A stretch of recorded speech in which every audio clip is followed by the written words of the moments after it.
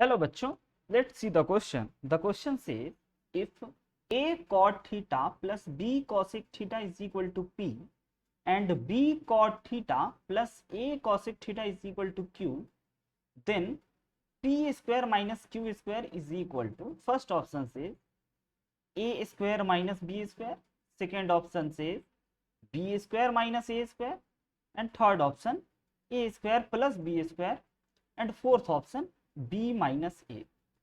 तो बच्चों इस क्वेश्चन को सॉल्व करने के लिए हम लोग जो की कॉन्सेप्ट का यूज करने वाले हैं वह की कॉन्सेप्ट है हमारा ट्रिगोमेट्रिक आइडेंटिटी।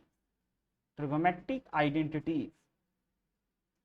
तो बच्चों हालांकि क्वेश्चन में हमें कॉसेक एंड कॉट दिखाई दे रहे हैं, तो हमें कॉसेक एंड कॉट वाले ट्रिगोमेट्रिक आइडेंटिटीज की जरूरत तो जरूर पड़ेगी।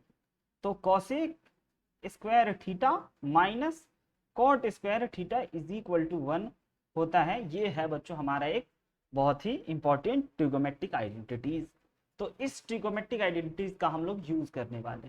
तो सबसे पहले हमें क्वेश्चन में दे रखा है P is equal to A cot theta plus B cosec theta.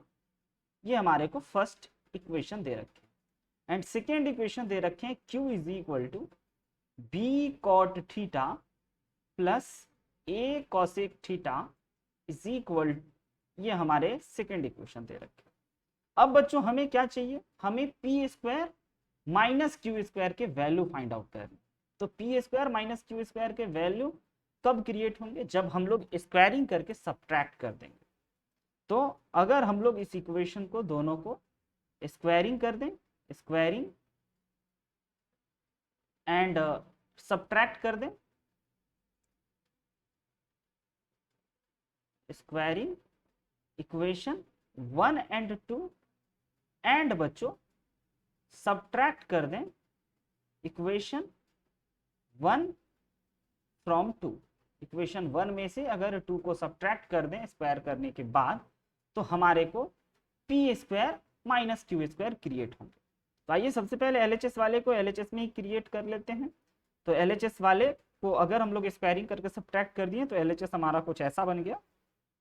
And RHS वाले टर्म को अगर हम लोग स्क्वायरिंग करें तो सबसे पहले तो हमें A cot theta plus B cosec theta का होल स्क्वायर लिखना चाहिए, minus B cot theta plus A cosec theta का अगेन होल स्क्वायर लिखना चाहिए।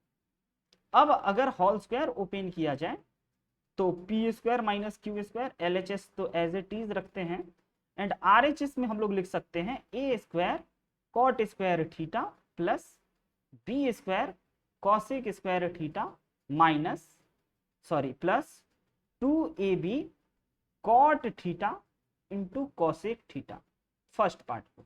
एंड अब सेकेंड पार्ट को, माइनस के बाद वाले पार्ट का अगर होल स्क्वायर ओपन करें तो हमारे पास आएंगे B square cot square theta plus A square cosec square theta and plus 2ab cot theta into cosec theta.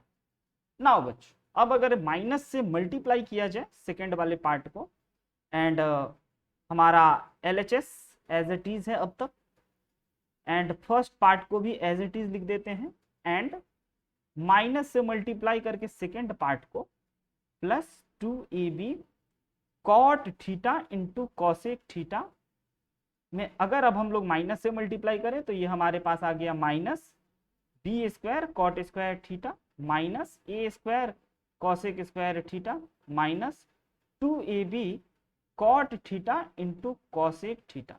Now अगर अब ध्यान से देखा जाए तो 2ab cot theta into cosec theta से 2ab cot theta into cosec theta cancel out हो गया। एंड बच्चों P square minus Q square is equal to, अब अगर हम इस ए स्क्वायर वाले टर्म को इस ए स्क्वायर वाले टर्म के साथ लिखना चाहें लाइक ए स्क्वायर, तो कॉमन आ जाएगा cot square theta minus cosec square theta दिख रहे हैं, एंड प्लस अब अगर हम इस बी स्क्वायर वाले टर्म को एक साथ लिखें बी स्क्वायर कॉमन लेकर के, तो हमारे पास B square cosec square theta minus B square common हो चुका है कॉट स्क्वायर थीटा हो।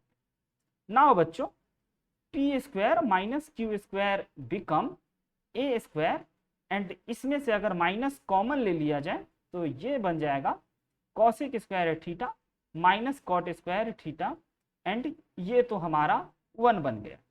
Now P square minus Q square is equal to minus A square, क्योंकि ये हमारा 1 बन गया, और प्लस का बी स्क्वायर, यानी कि इसको हम लोग बी स्क्वायर माइनस का ए स्क्वायर लिख सकते हैं। The final answer is option B, B square minus A square. I hope you understood it very well. Best of luck. Thank you.